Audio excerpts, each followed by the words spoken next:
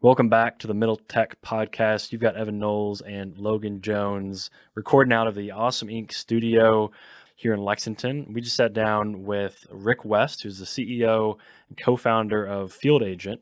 He's also an Endeavor entrepreneur. So those of you that listen to our podcast know who Endeavor is, and that's not something that's easy to achieve, is becoming an Endeavor entrepreneur. So he's somebody that is very experienced in the entrepreneurship space, is a great leader, and we dive into all of that. One thing that he's doing that's super unique is playing within the gig economy.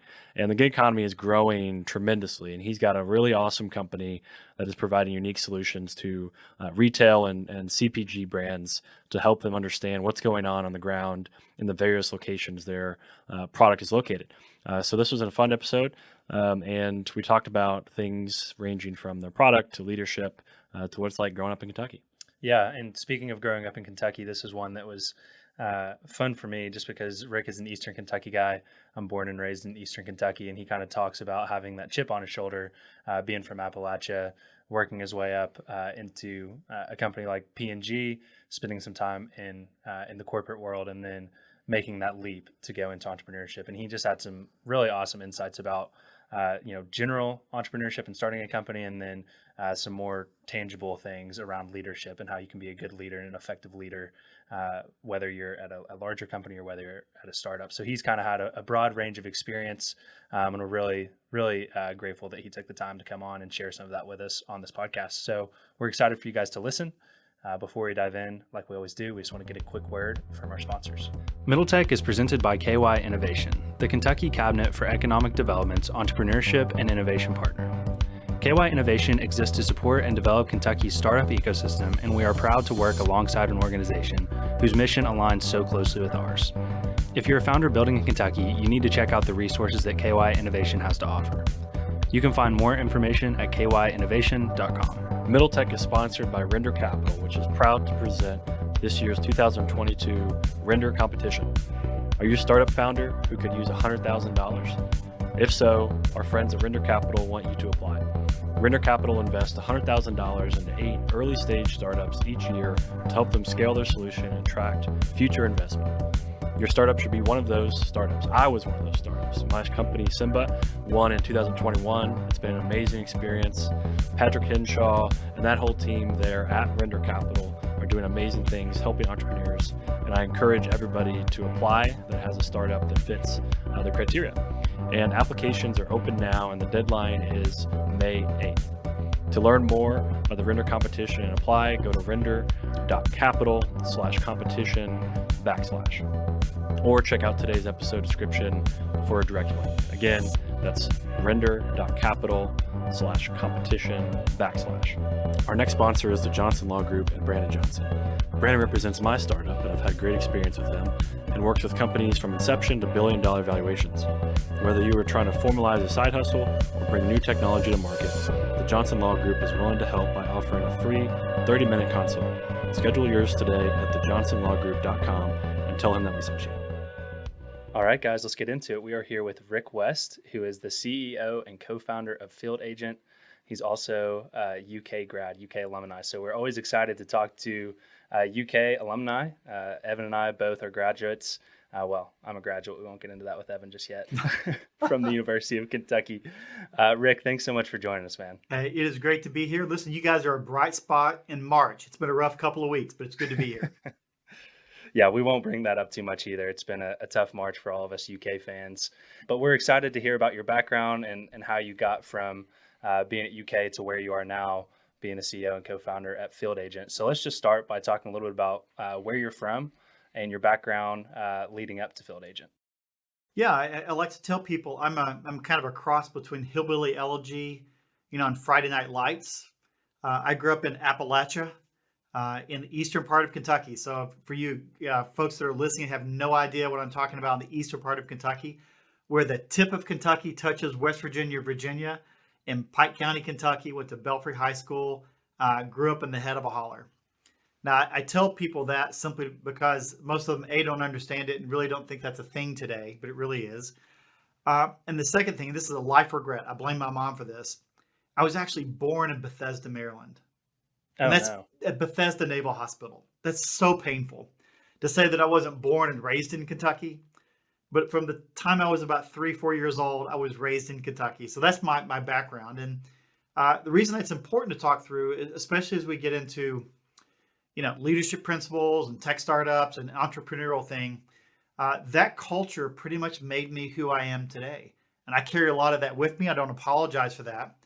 But at the same time, knew that there was a reason for me to move from that into other things.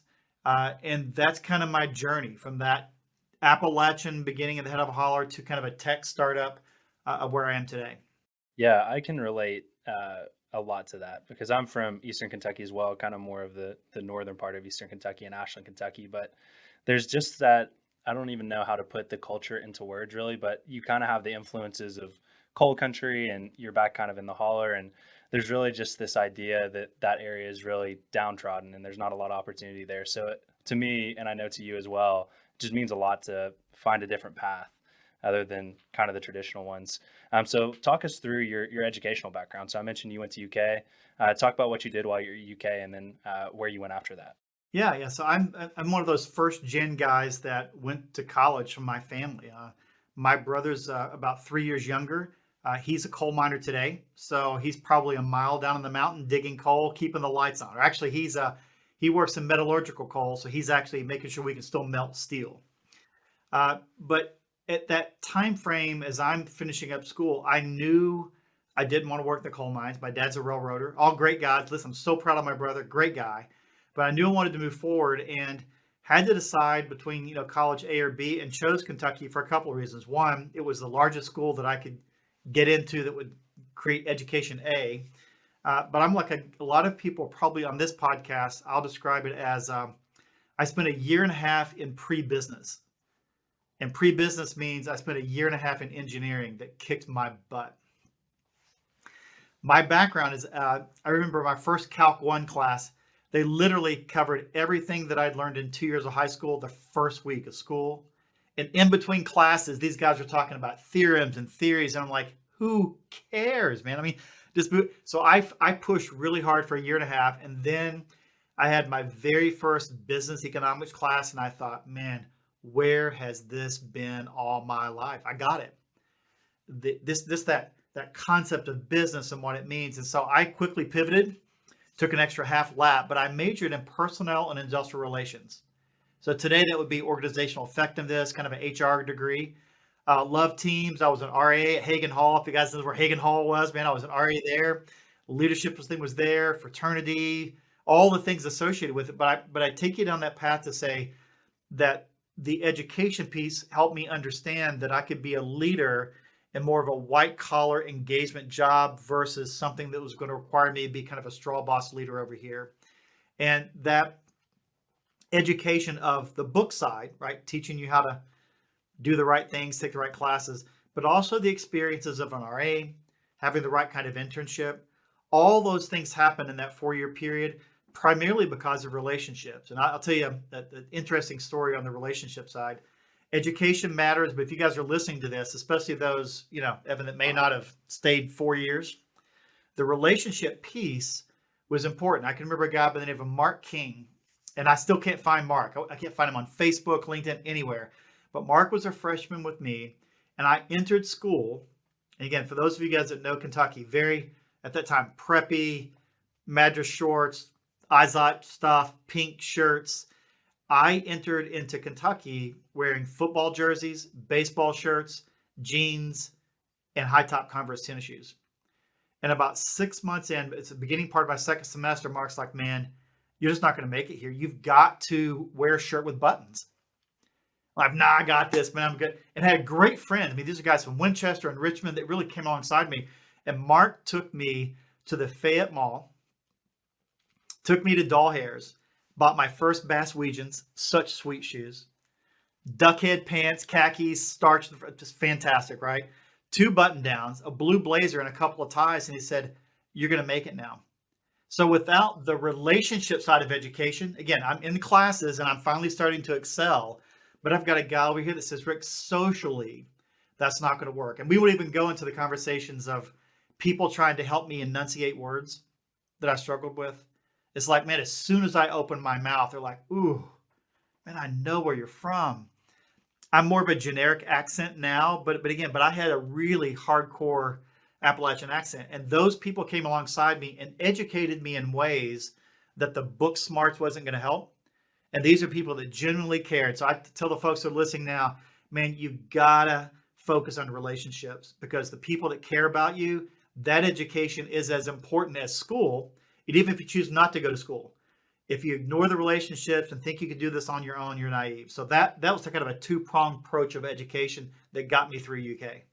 Yeah. I kind of prioritized eventually I got to a point where I understood that fact, and I prioritized relationships over the education side while I was at UK, because at that time I didn't feel like UK was really serving me and what I wanted to learn. So I 100% resonate with that. And I did focus on relationships. And eventually that led me to being able to drop out because of a great relationship with a great opportunity at a startup. And so I learned, through experience rather than in school.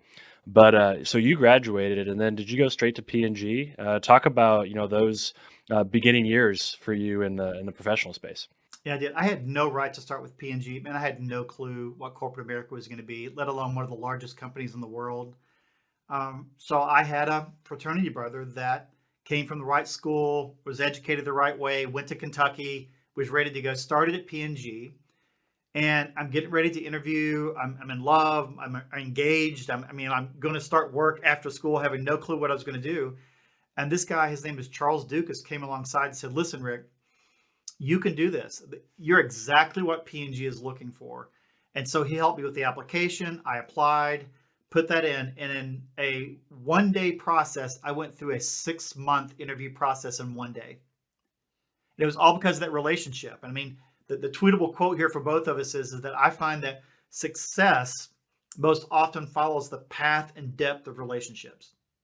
Okay, it follows that. So in my case, I'm starting to work with P&G, not through a traditional way, didn't get recruited, didn't go down that path, get ready to start this work. So I enter into P&G.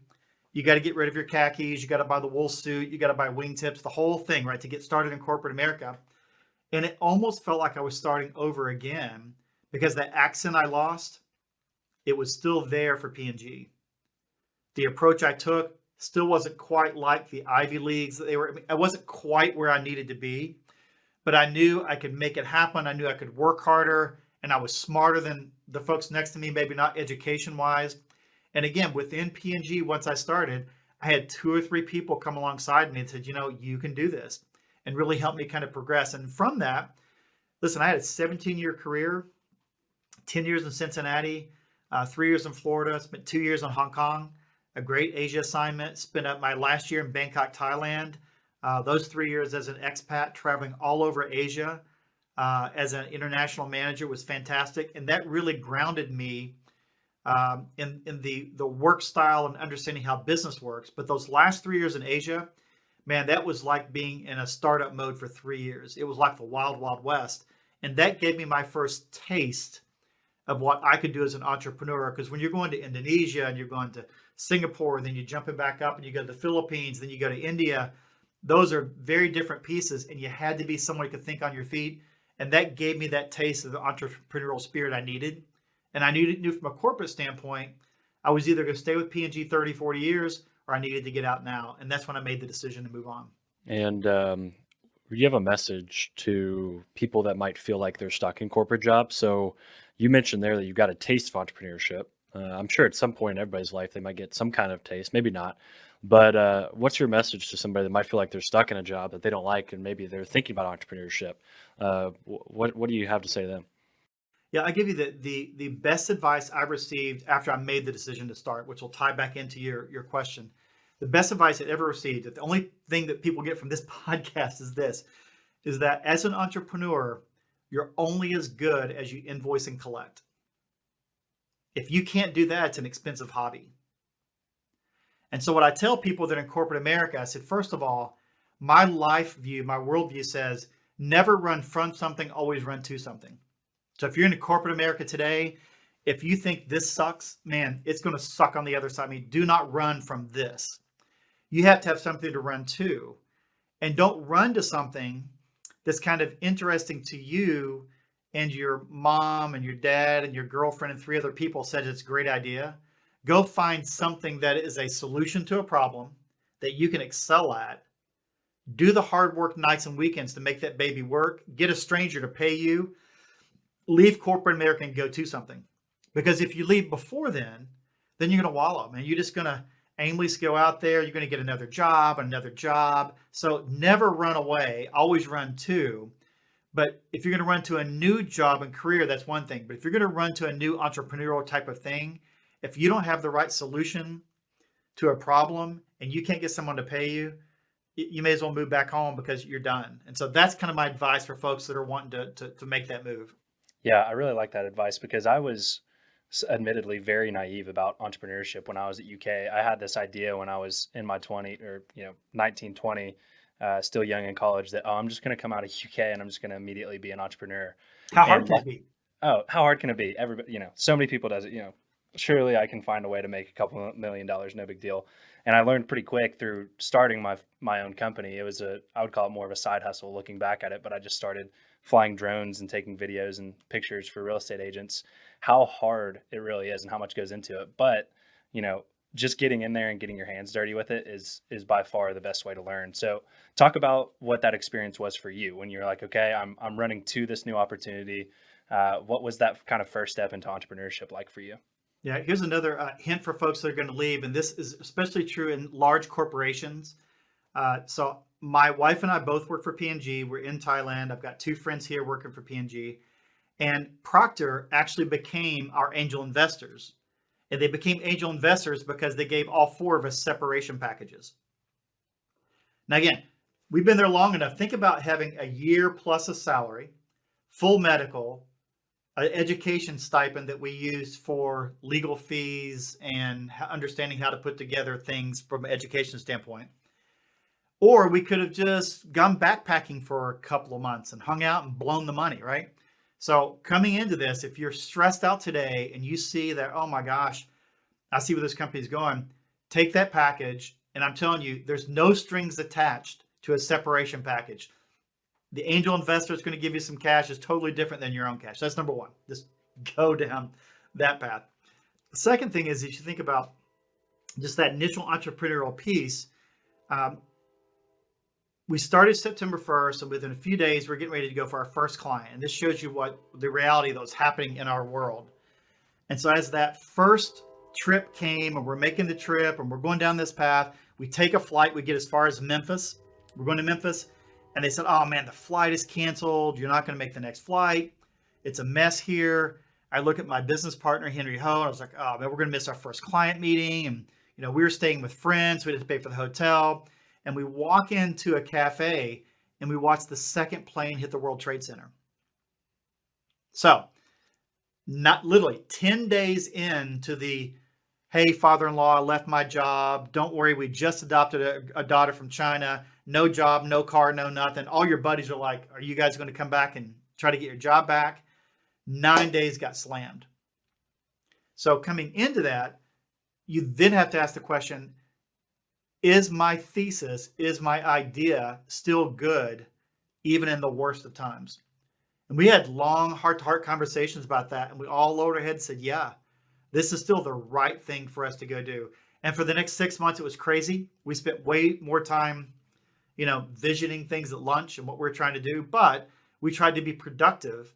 And so when we finally had the economy open back up and the business started opening up again, we were more than prepared, ready to go. But that's how I entered into this entrepreneurial thing, with the same concept of, man, don't run away from this bad thing to something else. Stay focused and keep driving. So that was my beginning as an entrepreneur.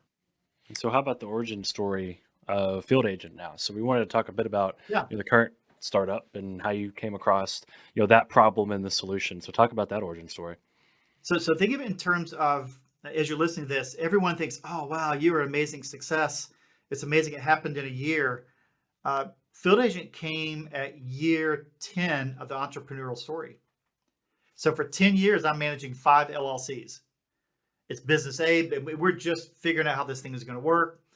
And we were sitting around, and this is pre-selfie days. It's hard for you guys to remember this, but there was a day that there was no front-facing camera on a phone. Just thought I'd let you know there was such a thing.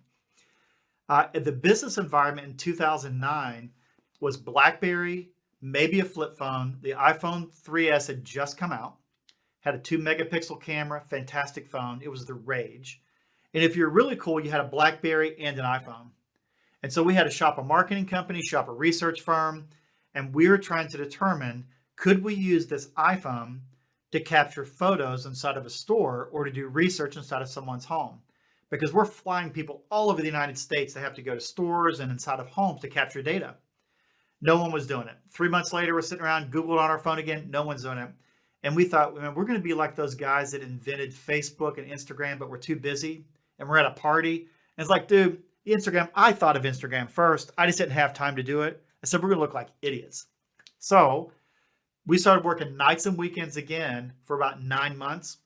And we launched in April 2010, the first app on iTunes to pay cash. Everything else at that time was badges. You could be the mayor of Lexington. You could be the major of Middlesex. You could get a badge. And we're also the first app to actually use geolocation and metadata to be able to qualify where you were and the data coming back in. And it was revolutionary. Problem was, I'd go to do a pitch and I would say, well, here's the phone. And this is what we're going to do. And I lie to you not, this is, Fortune 50 executives saying, well, they had their finger. And I was like, well, I don't understand the whole key thing. And how are you going to train someone to take a picture? I said, people are going to figure this out. He said, well, but how do you take a photo on the phone and upload it to the computer? That was the conversation we were having. And that's how new and outrageous this concept was of taking pictures inside of a store. So what started as a product for the research firm, which should help the entrepreneur, we saw, it's like, oh my gosh, this thing could scale. This is the first thing that didn't require Rick to be in the boardroom to pitch an idea. People are going to buy this product and make this baby happen, and they don't even know who I am. This thing's going to scale. We can go drive it. And that was the beginning. Again, 2 months prior to Uber launching, it was the beginning of the gig economy. And we rode those coattails and started really focusing on the retail side of the gig economy. Yeah, and I feel like the retail side of the gig economy is not one that's really thought about too much. So let's just dig in a little bit more into the value that the service you guys are providing, why that's valuable to your clients. So just talk a little bit about, the types of services that you're actually providing through your platform and why that's important to the clients that you work with.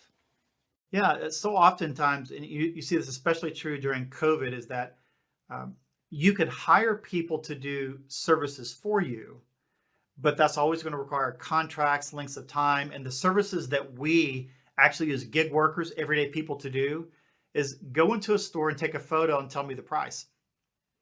The average person can do that. I can send in a female 18 to 35 and say, go to the store, take a photo and tell me what you think. Now I'm getting amazing insights. Or, hey, could you buy a product and try it sampling? Or could you go do a ratings and review? Those things, you're like, well, Rick, anyone can do that. Here's the difference. I've got 2 million people that are ready in a matter of minutes to go execute that because I crowdsource that work. So they could hire Logan, hey man, Evan, you guys go do this and go lay it out. And 2-3 weeks later, maybe you've gone to the stores I needed. 2-3 weeks later, maybe you've captured the data. In literally hours, I've got 1,000 people that tell me what the price is in 1,000 locations. I've got 1,000 people that have sampled product in any store you can imagine. So the power of crowdsourcing by also meeting the needs of CPG companies, that's the thing that married together. And then from that, we've created a marketplace that allows people to kind of click and go to cart and make that thing happen. So that's kind of the business premise of what we do. Yeah. And these people that are going into the stores, ultimately, they're providing the value of transparency and direct customer relationship and customer feedback to the CPG brands, right? And so these CPG brands, they traditionally just don't have this at all, and they have no way to know across all the different locations how their product's being displayed, how their product's being priced. Are there not systems in place that keep it uniform across all the locations? Why is that an issue? It really is. Let's use quick serve restaurants. Let's say we're going all the way to Louisville and we're talking to Papa John's. We said, hey, Papa John's, you have an LTO, limited time offer. Every 3 weeks, they're cranking out another LTO. You guys have seen it advertised. Try this pizza, try that pizza. By the time they get their third parties ready to go hit the hundreds and hundreds of stores, the game's already over. I mean, it's 2-3 weeks and the next one's already coming up. So part of what we offer is the scale aspect of it. The second thing is we really don't care what Evan, you and I think about cosmetics on the shelf. And so they may hire us as a third party to go check cosmetics. But if I send an 18 to 35-year-old female, now that photo has amazing data to it because now I'm getting perspective of their core consumer and I've exposed them to a product. So it's not that the work couldn't be done, but we've moved it from weeks and months to hours and days. Not that it couldn't physically be done, but we've added the tech aspect of it where I'm getting near real-time data coming back in. And not that it couldn't be done by the average person, but I'm sending in their core consumer. And that's what they're like, oh my gosh, I'm getting like a 2, 3, 4x what I needed. I get great information. I get it faster than I thought at an amazing cost.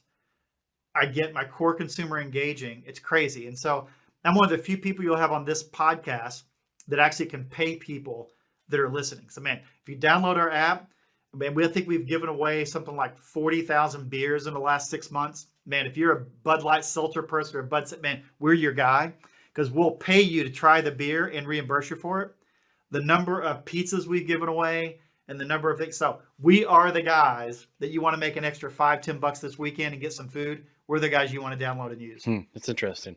I was at a startup here in Lexington called Fuji, and we were doing something, tangential, which was we were working with big brands like Pepsi and Disney and many CPG brands and allowing them to deliver via on-demand delivery services their product to consumers engaging with them on social media. So, for instance, if Pepsi had a new flavor coming out in partnership with Conan O'Brien's new show, then anybody that tweeted about Pepsi and Conan O'Brien 60 minutes later, we'd get that product to their house, and then in real time, they'd be tweeting about it and taking pictures on social media. So that worked really well for Fuji and still does. So it makes sense that you're now scaling this across so many other verticals and retail locations because we were just doing it on social media. But that's really cool. So talk about the growth. So talk about how big is the company today? How much funding have you raised? Talk a bit about giving an idea to the audience of the stage you guys are at. Sure, it's I don't want to say we're atypical, but the journey, because we came from this corporate background and we've been entrepreneurs for about 10 years. When we launched Field Agent, we were able to bootstrap for about 3 years. And so that kind of let the product get some formation as to what it would look like. And then we realized we needed some capital to kind of scale the next level. So we took on a Series A in 2013 from Five Elms Capital.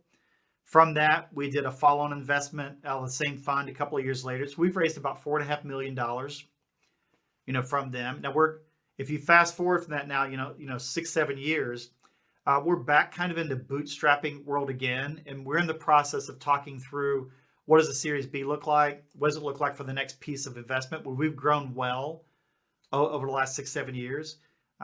Team-wise, we're right at 100. So we got people everywhere. Mostly here in Northwest Arkansas is where we're based. And we've got a handful of people across the U.S. And then we have kind of a franchise model in 7 other countries. So those pieces, we handle branded technology and they handle the operations, sales, and marketing side of things.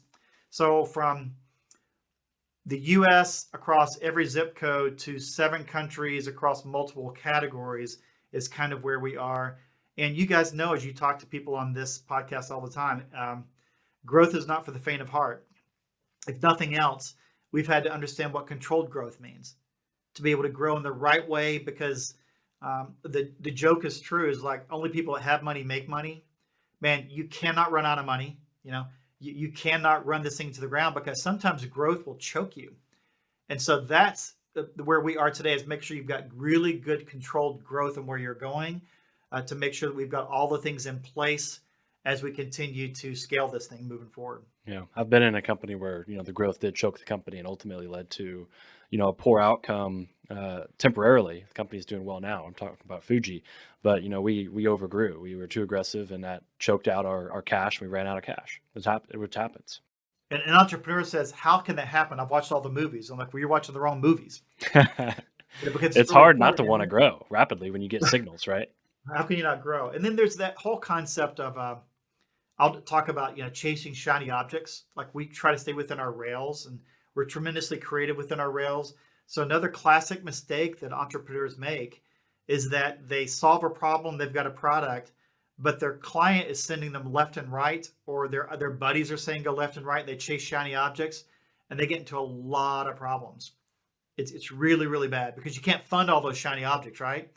And then another thing we learn is that your best clients, just because they ask you for something, that might be a favor, not a feature. I mean, if you're a tech company listening to this, I mean, I've learned this the hard way.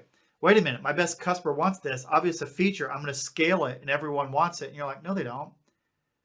So you still may do that, but you do it for a favor. But you scale features because it meets the mass. And so those shiny objects of features or favors are almost as dangerous as trying to do the next startup, and new interesting things. So those are the pieces that I worry about most when I talk to entrepreneurs is, man, you got to stay focused. That's awesome advice. And again, experience that as well. Chasing shiny objects as far as features go, because it's just something that is going to be either appealing to investors or the general public, and not necessarily your core consumers. So you there, we're speaking wisdom. You've been in the space for a while. You're a seasoned entrepreneur. You've also been in corporate America. You're a great leader, and so I want to pick your brain on leadership here for a moment. And you can tell someone's a great leader and somebody that's accomplished something when they're an Endeavor entrepreneur. We're super close with the Endeavor team and their organization. Talk about what it means to you to be a part of that and what that process was like becoming an Endeavor entrepreneur. First of all, it was just an honor to be asked. I mean, I knew enough about it. I mean, you see it on social media a little bit. A couple of people talk about it, but you don't really know because it's really more of an international thing. In the U.S., it's becoming more and more popular and it's growing. And especially in our area, a new office was starting. So it was honored to be asked. The second thing was it really helped us understand. How do I explain this? Help us understand that Endeavor is as concerned about growing the economy around you and giving back as it is about your story.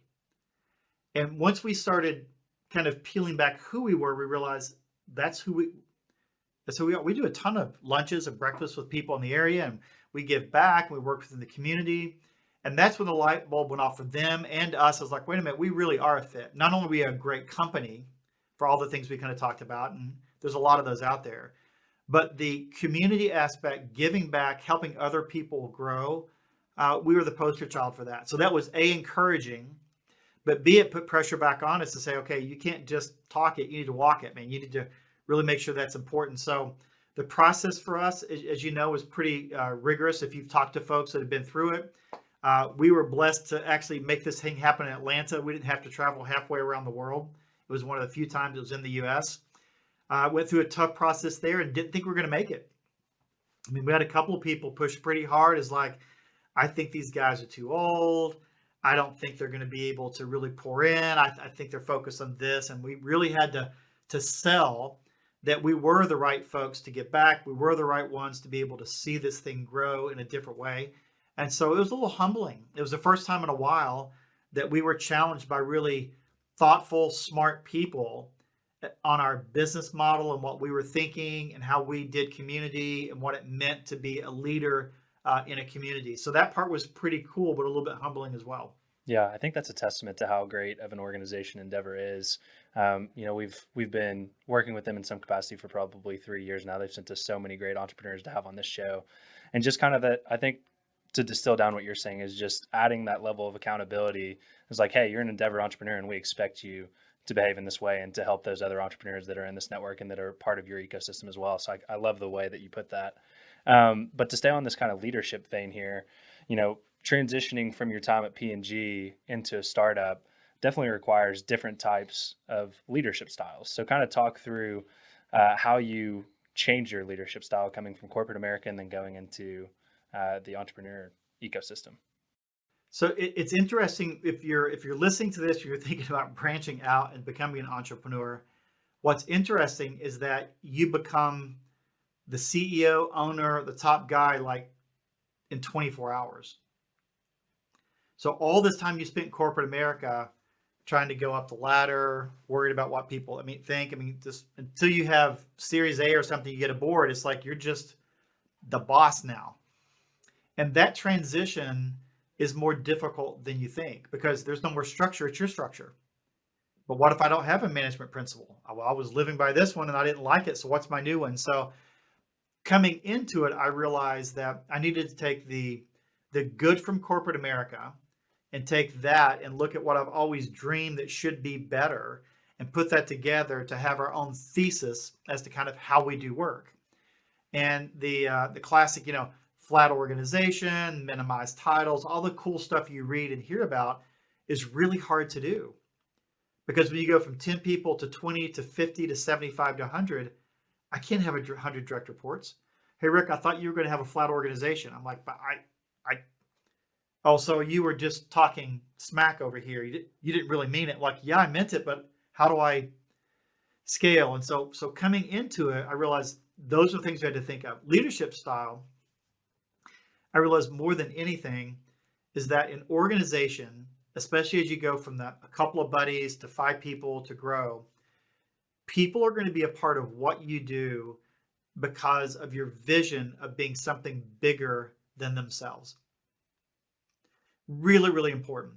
So yeah, we did this field agent thing. It's this little tech thing. But what people got excited about is that we changed the way the world collected information. We completely changed it. Today with our marketplace, we're changing the way people purchase services in a product-led world. And people get excited about that as opposed to I'm working at a really nice place and I get paid well. So as a leader, if you get so focused on the technology and so focused on getting work done, eventually you realize, well, why am I coming in here? And so you've got to step back and say, oh, I need to lead versus manage. And most of us, my case, I came from a manager role. I was a leader, but really a manager in a big cog, big machine. And I was in, man, you got to be the visionary. You got to be the leadership guy. So my style required me to step back a little bit, set more targets and where we're going and let people follow to get there, as opposed to managing how they did it or telling them what to do. And that's really hard for me because I'm a doer. I want to get my hands in there and I've got to step back and keep that vision in front of people. And that's so hard for an entrepreneur starting day one. And how about doing that in a remote culture? I don't know if you guys are remote, but this is something I've been trying to ask, entrepreneurs is, how do you build that culture and build a healthy ecosystem for your employees in a new reality? I'm starting to struggle with it with my own company. I'm seeing problems that are arising because of remote work. Do you think it's going to stick, and how have you reacted and remained a leader in the remote world? It's listen, scripture tells us nothing new under the sun, right? So everything is just ebbing and flowing. And so in the middle of COVID, and our president, Mark Yount, coined this. He said, listen, work getting done in COVID, we've proved we can do it really, really well. Especially in a tech company, because you can disperse, take your laptop, get your monitor, go make this thing happen. Leading remotely, we have all proven we're not very good at it. And then what we realized, and this is Rick's theory, is that even within our culture, we had an amazing culture. We still have a great culture. But we realized the shelf life on our culture was probably about 18 months. And as we went months, 19, 20, 21, 22, we saw the first degradation of our culture. So from a leadership standpoint, I'm like, man, I thought this was going to end in a year. And I had all kinds of, runway, because my shelf life was at least going to be a year or so. And I ran out of shelf life. Things started to spoil. And so what happened to that was I had to then personally start engaging individuals again versus relying on directors and VPs to do that. Because remember, they come to the organization because of this leadership visionary thing. And then when they don't even see me and they have no idea what's important. So my leadership team needed to start getting out into restaurants and coffee shops and sitting across, as opposed to, well, hope your team does good in the coffee shop, because they're not getting interaction. The second piece that I think holds true is that, much like I talked about learning in school and the relationship piece, I think COVID and the remote learning has created, or has taken us down a path that relationships are different, and I don't think they're as good. So because of that, I think we have to make the extra effort to do relationship engagement versus, hey, let's meet remotely and just talk about the work, because I can do that on Zoom. So when I get one-on-one with someone, or I'm sitting across with a team, it needs to be cramming in as much relationship that I can to say, wow, I remember now why I work for Field Agent. It's a great company, I like the leadership, talk about personal life, how can I help, how are things going, and I can maybe set some expectations for them or kind of encourage them. That piece to simply, I think, falls on deaf ears at Zoom after a while, because we're all kind of Zoom dead. So those are the two big pieces. Culture has a shelf life, be careful, and you've got to do the individual piece relationship wise, because I just don't think we can continue to maintain what we have today. I don't think. Yeah, it just takes so much intentionality, and even there's a certain point where there's only so much that you can do over video with somebody. I mean, as much as we'd love to be in person with all of our guests, obviously that's not completely realistic, but there, when you can just sit in front of somebody and exchange ideas and exchange stories, and you can also have that aspect of the nonverbal, like body language and everything. And I just think that when everything went remote and everyone was like, oh, well, maybe this isn't so bad, maybe this is the future, it's like we kind of got blind for a second and forgot what it was like to interact in person, and how fulfilling that is just humans. I feel like that's a very core human thing, is we're just social creatures, and we have to honor that as as we work together and try to build companies together. So think about that in terms of, I think my mom would say this, kind of like shame on you, like shame on you for not realizing that. So for us as leaders, or us as entrepreneurs, shame on us for not making the effort and taking that for granted. Because if all of us, we've learned anything over COVID, whether it's family relationships, relationships with your friends that used to get engaged, we totally took it for granted. We just did, because it was just this thing that happened. It wasn't that hard, because I'd see you guys today at lunch, we talk, and I drive over to Lexington, whatever, we just do this podcast. We totally took it for granted. So today is different. If we don't become intentional, using your word, to make this thing work, then shame on us, because it's not going to just happen naturally unless we see a major pendulum swing the other way. I personally believe that the people that want to progress, the people that want to be leaders of tomorrow, you simply can't stay at home on Zoom, because I think you're turning yourself into a commodity. If you want to be a unique solution and unique player, you've got to re-engage and learn from being around and learn from that engagement we're talking about. If not, be an amazing commodity cog over here and make money and travel all over the world, but don't complain when so-and-so is now the VP of this, running a large organization, or they're now giving a chance to run a startup that you spun off. And you're like, well, what about me? It's like, you're great, but I can't give you the opportunity because you haven't been around for a year, and I'm not punishing you, and I'm not really rewarding. It's just the practical part. They're ready and you're not.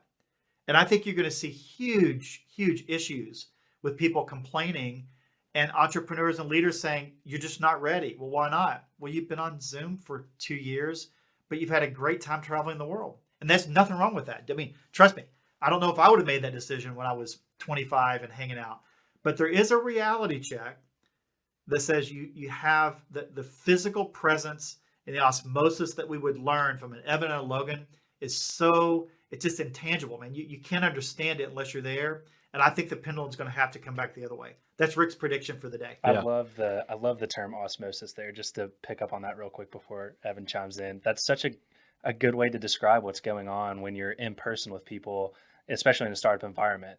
And I guess for those who aren't familiar with like the osmosis term, that's kind of like diffusion across cell membranes and like the passing of, I think it's usually water if I'm channeling into my biology correctly, but just that like sharing of ideas and energy is so palpable in a startup office. Like you can feel it. And even if it's just as simple as you hear a side conversation and you chime into that because you have a different perspective or you feel like you can offer a solution, I really, really resonate with that. Yeah, and keeping with the theme of making predictions, looking into the future, we always like to end with a question along those lines with your company. So, where do you see Field Agent, going in the next 3 to 5 years? What's your goal and prediction there?